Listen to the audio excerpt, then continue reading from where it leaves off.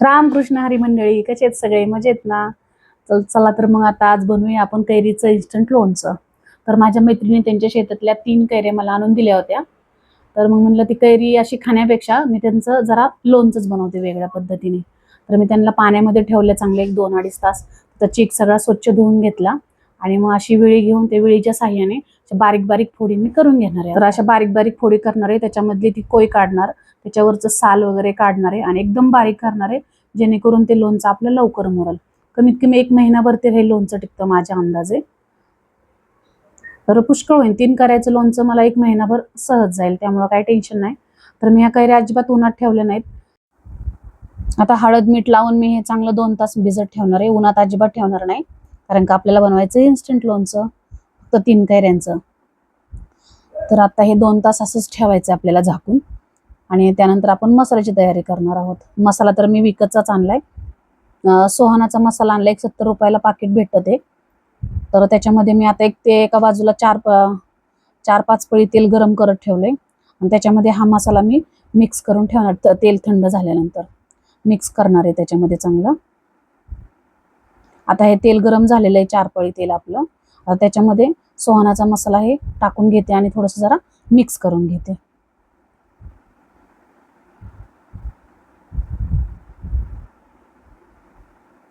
कैऱ्या चांगल्या मुरलेल्या आहेत आपल्या, कारण का 2 तास ठेवल्या होत्या चांगल्या मी, त्यामुळे त्याला पाणी वगैरे सुटलेलं आहे बरंचसं.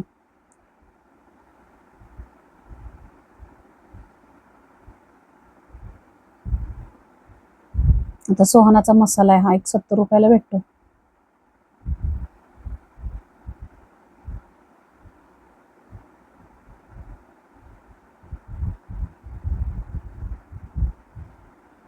लोणचं म्हणलं कसं तोंडाला पाणी सुटतं ना कैरी बघितली तरी. माझ्या मैत्रिणीच्या शेतातल्या घरच्या कैऱ्या आहेत ह्या, एकदम मस्त आहेत, कमी आंबट आहेत. लोणच्याला जरा जास्त आंबट कैरी लागते. तर नवीन नवीन प्रयोग करायला काय हरकत आहे. बघा, असा मस्त तेलामध्ये मसाला एकदम पूर्णपणे मिक्स केला मी.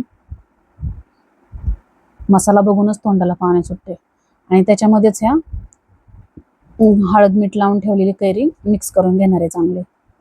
वाव, काय छान झालंय. मला लोणचं भरपूर आवडतं. घरचे खाऊ देत नाहीत मला, एकदम खोकल्याचा त्रास होतो लगेच म्हणून, पण मी 1-2 फोड खातेच उन्हाळ्यात. सुटलं ना तुमच्या पण तोंडाला पाणी? छान मसाला एकजीव करून घ्यायचा, अगदी छान हलवून हलवून घ्यायचं. हा मसाला रेडीमेड असल्यामुळे मला दुसरी काय तयारी करायची गरज नाही पडली, डायरेक्ट मसाला मिक्स होता हा. म्हणून तर म्हणले ना मी तुम्हाला, मी इन्स्टंट लोणचं बनवणार आहे. असं पूर्णपणे एकजीव करून ठेवलंय. त्याच भांड्यामध्ये परत काढून घेतलं ते मसाला वगैरे सगळा. एक काचेची भरणी स्वच्छ धुतलेली, उन्हात वाळवलेली आहे, म्हणजे काय बुरशी वगैरे लागत नाही लोणच्याला. आणि त्याच्यामध्ये मी आता हे सगळं लोणचं भरून ठेवणार आहे. 1 किलोची भरणी ही. बघू आता किती तयार होते आपलं लोणचं मुरल्यानंतर समजेल. आणि असं लोणचं करायचं असेल ना, एकदम बारीक बारीक फोडी करायच्या, खूप लवकर मुरतं हे.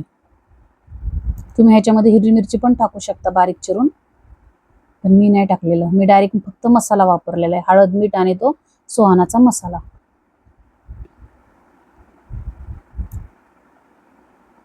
वाटते कमीत कमी अर्धा किलो तरी लोणचं तयार झालंय आपलं. तर मुरल्यानंतर आणखी कमी होईल हे, कैऱ्या मुरल्या नाहीत ना त्याच्या. आहा हा हा, काय तोंडाला पाणी सुटतंय, बापरे. कोणाकोणाला आवडतं लोणचं मला कमेंटमध्ये सांगा बरं पटकन. लाल लाल फडक लोणचं, कलर पण खूप छान येतोय. आणि नंतर मी आता त्याला घट्ट झाकण लावून ठेवणार आहे. मिठाचा वापर जरा जास्तच करायचा, म्हणजे लोणचं खराब होत नाही. सुटलं का नाही तुम्हाला तोंडाला पाणी? तर तयार आहे आपलं कैरीचं इन्स्टंट लोणचं. तोंडाला पाणी सुटेल का नाही?